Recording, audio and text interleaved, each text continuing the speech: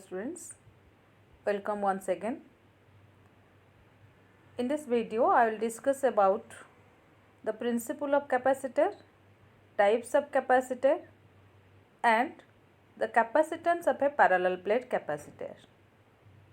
Well, you have studied about capacitance, unit and dimension of capacitance, the capacitance of a spherical conductor in the last video. The capacitance of a spherical conductor depends upon its radius. And you have seen, if the radius of the conductor is equal to the radius of the earth, still then the capacitance is very less. So how can you increase the capacitance? You see, C is equal to Q by V. If you will decrease the value of the potential, then capacitance can be increased. Here we have to consider a system. By decreasing the value of V, the capacitance can be increased, and that is what is the principle of capacitor. Let's see what is the principle of capacitor. You see, here are two conductors. One conductor is given charge plus Q. When this conductor is given charge plus Q, what happens? Plus Q charge is distributed throughout and an uncharged conductor is placed nearer to it. This is a positively charged conductor and uncharged conductor is placed near it. So negative charges are induced on this side and positive charges are induced on the other side. Now the other side is earth. You see, earth. So these positive charges, they are neutralized. Now this system, you see the system. Here the potential on the first conductor, this is the first conductor, decreases due to these negative charges. The potential due to positive charges and the potential due to negative charges is negative. Now the potential of this first conductor decreases. Due to this, the capacitance increases. So what is the principle of capacitor? You see, the capacitance of a conductor increases appreciably when an earth conductor is brought near it. By doing so, you are decreasing the value of V. When V value is decreased, you see, V decreases, so C increases. Now this system, two conductors having equal and opposite charges separated by a small distance is called a capacitor. Now this is a capacitor. You can consider this is another capacitor. It does not depend upon the charge given. The capacitance does not depend upon the charge given to the conductor. Rather, the capacitance depends upon the dimensions. So you know what is a capacitor. It consists of two plates having equal and opposite charges separated by a small distance. So what are the different types of capacitors? According to that, you can consider if the two plates are parallel to each other, then this is called parallel plate capacitor. You see, this one is a parallel plate capacitor. The two plates are parallel to each other, the charge plates. Now the second diagram, it is given for a spherical conductor. The inner sphere is given plus Q charge. You see, this sphere is given plus Q charge.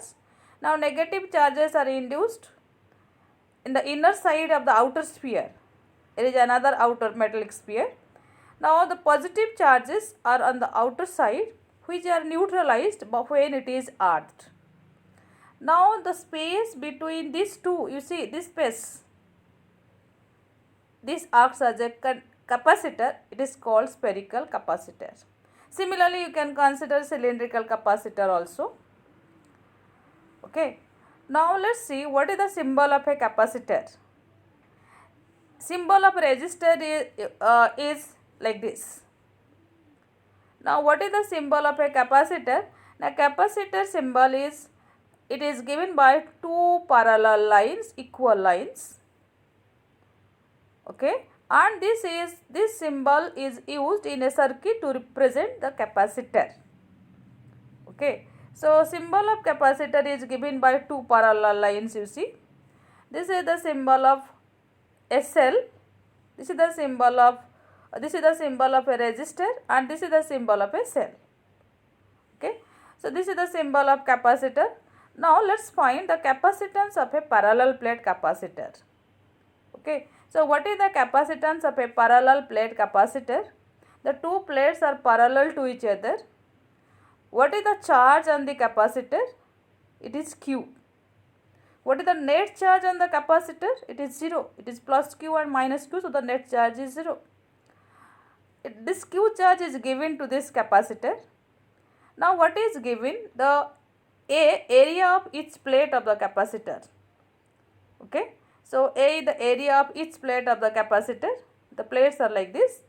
Now the distance of separation is small d, and the space between these two plates, it is filled by air. Okay, or it may be any other dielectric. Okay, so now the space is filled by air. So what is the electric field between the two plates? Since C is equal to Q by V, Q is known to you, you have to find the value of V. To find the value of V, V means the potential difference.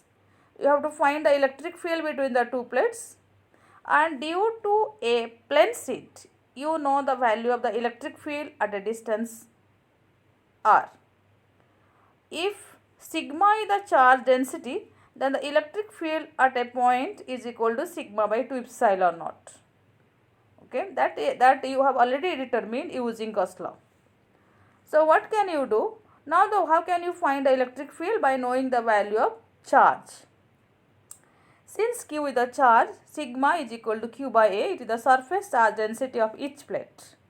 Now the electric field between the two plates, E is equal to, at this point you want to find the electric field. The electric field between these two plates, it is uniform, and what is the value? Due to plus sigma, the value is outwards like this. Due to minus sigma, it is inwards. So what is the net electric field? It is sigma by 2 epsilon naught plus sigma by 2 epsilon naught. It is 2 sigma by 2 epsilon naught, or you can say that is sigma by epsilon naught. So thus the value of the electric field between the two plates is determined. It is equal to sigma by epsilon naught. Sigma is the charge density. So what is the potential difference? You know the formula for potential difference. It is V is equal to ED. V is equal to the potential difference V. This is equal to E into the distance of separation. Since V is equal to ED, that is equal to sigma d by epsilon naught. Putting the value of sigma Q by A, it is Q d by A epsilon naught. You see, what is capacitance? C is equal to Q by V. Now put the value of V.